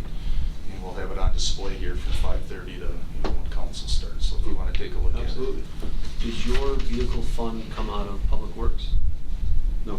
No, this is separate, Yeah, so this one here. your vehicle fund, I mean, like I said, I'm just asking the question just to ask so we know. Yeah, it's in the replacement fund, but page 43 is where we fund the ambulance and the fire vehicles out of. So. Oh, no, I'm asking any other, Oh, you're asking about like the fleet, like. the fleet, I just wanna make sure that we're car or not, something. I'm very adamant of being proactive on maintenance type As far as- activities. You like the chase car, like your vehicle. Oh, and, the Yeah, I don't fire know how that went safety. last time. We leased some of them and then. As far as Purchase like the orders, maintenance the or what? chief's No. replacement, you're talking replacement fund, like the chief's vehicle, the fire marshal, those we fund, actually, we funded directly out of the replacement. I mean, we put it in the budget. Yeah, they're separate, In their here. equipment is in a separate fund. But I mean, as far as. We're good, we're sitting all right on those right now. But where do we so. depreciate? You're wondering where do we set aside reserves for that, Right. right? Or if we do, and I don't think we've done, I think we just directly pro Kirkman, like the chief vehicle, we directly, we didn't pull it out of, maybe there was some monies in reserve. or No, replacement. that came out of the vehicle replacement. Did we have the funds So accumulated was for that it? Yeah, under we've fire accumulated. vehicles? Hmm? Is that the fire Yes. vehicles one? Yeah. Yeah, I think what Mr. Graff is asking is it a segregated fund in terms of fund balance accounting? Yes. Yeah. So there's a public works vehicle maintenance fund, or Replacement fund. Yeah. replacement fund, a fire replacement fund, a squad car replacement fund. It's an actual segregated fund Right. from. Right, yeah, so On you have, page 43 or like- Yeah. fire, police, and then DPW fleet. Okay. So there's three separate funds. separate. Yep, Just wanted to make sure. yep. And the other reason I ask is because, like I said, the garage is doing a good job of rotating the vehicles through and making sure they understand what the life expectancy of the vehicle or how long they plan on carrying the vehicle. I want to make sure every department's doing the same. We're doing some planning, long-term planning too. I've asked the individual Jason in charge of EMS, our big ticket, like our monitors. We talked about the contracts, but a monitor's $25,000, and we have 4 of them, so we try to get those in a depreciation schedule so we can kind of plan ahead and budget for them, where we don't need 4 monitors in 1 year. So That's what I'm. So we getting have at, is that. We have our I ventilators. want to make sure there's like no hidden costs coming up that we're No. not anticipating or being proactive. Right, to put use in your the words, budget. we don't wanna kick the can down, you know? Right. Well, that, and I think one thing a fire department would really emphasize is that it's such a specialty market when you go out for bid for this. Whereas if you're looking for a 1-ton with a dump box, B&H, and Yeah, yeah. whoever else, and Scafidi and what, you get these bids that are actually better than what Competitive, we could yeah. buy on, as individuals, whereas fire trucks, holy cow, how do you get, I scratch my head, how do you get $750,000, for that? But it's because it's got extra cost this, extra percentage that, because it's such a narrow group of I mean, there's no private sector fire department there. There really isn't. It is predominantly public sector, so they know how to gouge you.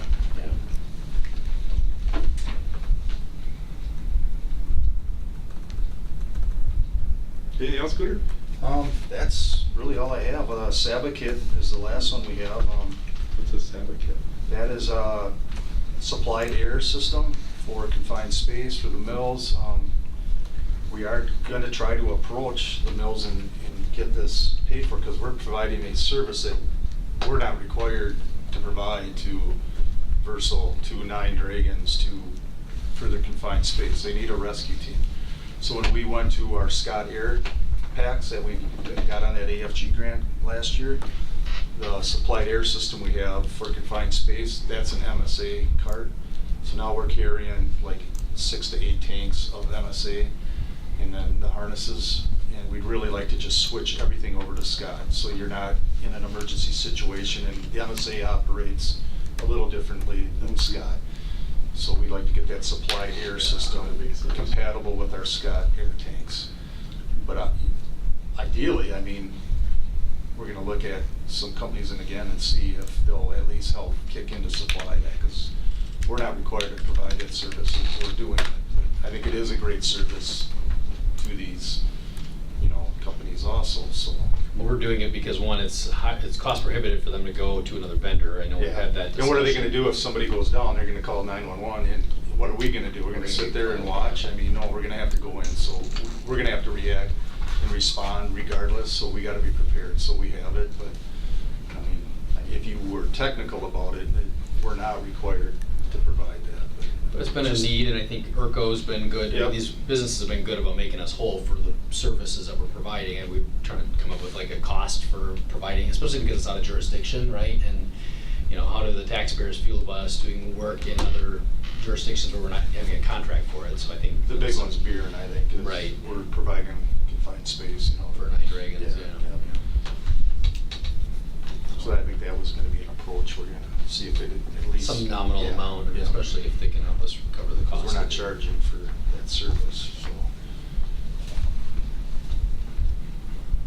Is that something that potentially increases their workers' comp by having this type of practice? If we're not mandated to do it, then that might be a little bit of leverage that we could use, you know? I wouldn't think so.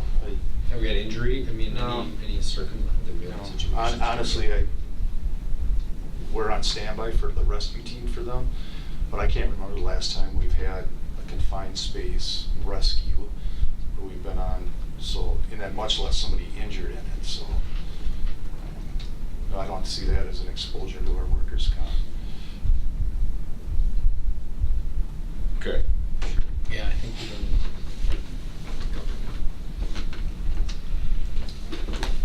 Chief, is there anything that, when you're sitting at your desk there and you're thinking, as you're putting a budget together, thinking, oh, I don't know about this item, do we address it this year, do we kick the can down the road? Anything like that burning in the back of your brain that? Our buildings are outdated, especially with female firefighters. We need to, eventually that's gonna happen, that has to be addressed. And we have a female intern right now that our buildings aren't up to standard, especially the sleeping quarters and the bathrooms. We need to eventually look at upgrading. I'm not saying a new station, but some remodeling inside, just the sleeping areas and the bathrooms. What potential liability would we have if we did nothing? Well, we're working on it now. We've got it sectioned off. Yeah, because, how do I say this? Maybe I don't say anything. Is a female wanting to be part of the group? Or do they want their own living quarters, or how is that? Well, it's just the sleeping quarters and the privacy that. Right, I didn't So, know. Right now, we put up some curtains. Yeah, I didn't know. You know, rods, and we've Yep. got, blackened out, so it's, to me now, we're a professional organization should be. Right. But, and at Station 2, right now, upstairs, those bathrooms are not designed, there's no privacy in them, just in and out. So I have a bid for a door. I was gonna actually work with Tim. It's not much to get those doors replaced where you can lock them in and use, so when we have a female intern or a female firefighter stationed over there, that she has the privacy. Absolutely. So. And some of that stuff was, we attempted to capture in, what Joe Terry led was a capital improvements plan for our buildings, was to just get some things on a list, so when we have a good number of them, we maybe tack on to a borrowing issue with 200, 300 grand, whatever, to address a bunch of building issues. I think you saw that with the generator purchase, that was a major 2018 priority, and I think as we continue to go forward, perhaps before we get into issuing the bonds for next year for this current cycle, that we may want to consider tacking on some of those municipal buildings items.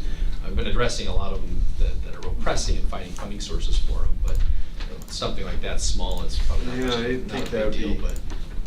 Important. Well, absolutely. I think I the think that professionals we would should get that one to the top of the list too, for And their comfortableness.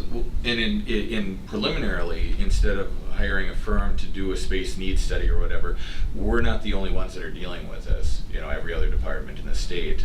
Are there any resources that you guys have with the fire associations or different things, or even just your crosstalk with other departments? Is there better practices that we can implement in the short term before we're able to do the major modifications in the long term? I think we have, is what we've done, is met the needs that we have. It's just. And they're good with it? Yeah, but it could be better. Yeah. Especially the sleeping quarters at both stations need some upgrades. I mean, Station 2 is 1969 and we Haven't done anything to it. And Station 1, 80, whatever that was too, so. It's a little bit of prison look to it, actually. I would find it hard pressed to think that a curtain is surpassing the need. Your phone is going crazy. You know what I mean? Well, the funny thing is, if you have an open area that you are, all right, I've been ride-alongs in Green Bay and Oshkosh, and they'll have an open area with beds in there, and you're not violating any as far as I know. Privacy, you know. I guess I'm just going back to a door or something. That's Yeah. Well, that's what we'd like, you know, eventually. Right. New lockers in there and doors, and there's a cost, so. You know, Terry did approach me and, you know, he mentioned about the capital building improvements and, you know, we're gonna hop on that and, you know, we'll have to prioritize where we fall in the line, but. I would think that should be near the top. Yeah, I would agree on that. I think this goes along with the body cams. This is an area where in this day and age, we really got to make sure we're keeping up with what we need in those situations. Yeah, I agree. I'd like to see that become a priority for the departments, especially Station 1. Yeah, Station 2 will be a fix. I have the door is not, it came in with a bid. I was happy with that. I think we could probably find money in this year's budget just to do it, so we're set over there. But yeah, I mean, you're welcome to come and look at the back there. I don't We'll know get that- by. I mean, just, it's something that's out there that everybody needs to be aware of, so. Yeah. Anything else kicking down the road? No. I don't think that's too far of a kick. I think that's something that's needs to be addressed sooner. More than a curtain. That's all I have to say. Nothing seems out of line or crazy to me. All right, thanks, Chief. All right, thank you. Agenda item number 3 is set next meeting date. I know it's set next Thursday at 6. Yep. I just want to point out, like, this week I'm on training, next week same thing, so it might be a chance. 6 o'clock I don't think will be a problem, but it might be a chance it might be a little late, so. So 6:30 again? But 6:30? Yeah. I mean, just to be on the safe side. I get till 11, so it doesn't matter to me. I have to get up in 8 hours. But, I'm driving home too, but. Okay, That'll be in the third floor conference room, because the first floor's got something going on in it that day, so. What's going on at 6:30 next Tuesday? Like brushes by night or some painting class. How does RCCA gonna be able to tape it, or? They can tape it, or I could see if Mary can move to second floor. Yeah, so I'd like to Police see training it room perhaps, or televised second if floor, yeah. possible. Just, okay, I'll try to arrange they it do with have her. a camera that they've had up there before. Yeah, but I mean, it's easier in here, but Yeah. I'll see if I can get her to maybe find a different location for that, in the second floor or third floor. It's just a matter of opening up the elevator. I know there's a series of. Oh, we'd have to have it anyway for Schedule. Yeah, for the. anyone that would wanna attend, so I'll see. Next week. 18th, isn't it? 10/18? Was that 6:30 you said? 18? Yeah, just to be on the safe side. And that's If that's which okay. budget? Is Public that okay with you, Works? Jake? Yeah, it'll be DPW, that which would include engineering, streets, Wastewater. wastewater, and park and rec, and Public Works construction. projects, yeah. Yeah, it'll be. And yeah, that works for me. Okay. Be ready for a long one. 11 o'clock, like I said, it'll be fine. That's a lot of budget. Yeah, it is. I mean, if you want to start earlier the week after, I No, mean, I'm good at 6:30. okay. I'm in that all. There's no issue with how late we go next week. For me either. How about you, Jake? Is that gonna work? Yeah, that works for me. Okay. All right, item number 4 then, an open session. The committee will vote to go into closed session under section 19.85, parent 1, parent E of the Wisconsin statutes, which reads, deliberating or negotiating the purchasing of public properties, the investing of public funds, or conducting other specified public business, whenever competitive or bargaining reasons require a closed session. Sub A, in closed session, the committee will evaluate requests for proposals for the shared ride taxi service for the city of Wisconsin Rapids for contract years 2019 through 2023. Sub B, in closed session, the committee will discuss negotiations and strategy related to the sale of property in the Rapids East Commerce Center. And sub C, the committee may return to open session and take action or make recommendations regarding items 4A and 4B, or may adjourn in closed session.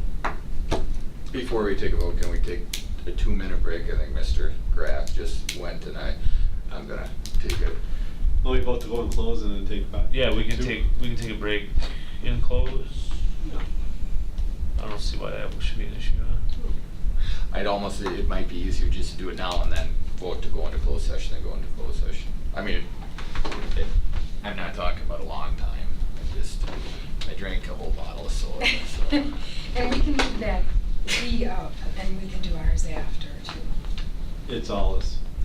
Okay. Quick, hopefully, I mean, yeah. I appreciate the offer. So we are going into break then for a couple minutes. Yeah, just for, Yeah, don't go too far. I guess a few Just minutes, kidding. yeah. All right, sounds good. We don't need this in the do we? The TV? No. I don't need it. It's just upside down this way, it's not.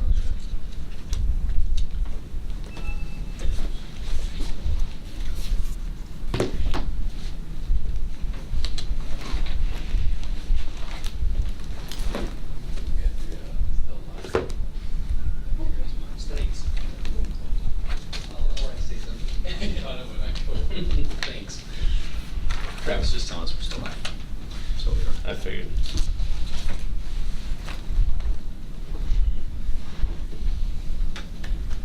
See, there's another Toyota Prius running through town that looks like a taxi. Did you I notice saw that that, too? I saw him. yeah. It actually might have been out front here too. So I don't know if that, I gotta talk to the PD to see if that's a licensed. I didn't see any other taxi cab permit licensing Yeah, come we through. we haven't approved any to my knowledge. Yeah, I and don't know if they're a legitimate one or not. Yeah, I wondered about that because I didn't see any other taxi permit sign things or whatever come through, and Right. nobody else, Insurance reviews and all that stuff. nothing else yeah. came through. I just got that. Yeah. Have a great evening.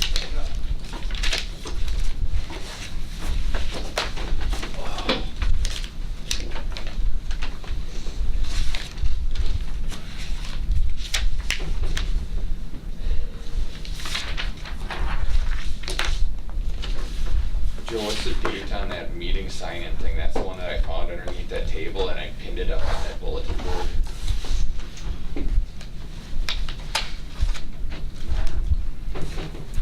It's like 10:18, 115. 1:15. January 2015, No, January 15th. January 15th. 2018? There's no names on it though. No. Probably why it got shuffled away, Did you guys vote to go to the closed session? No, we're still alive. Okay, so- Yep.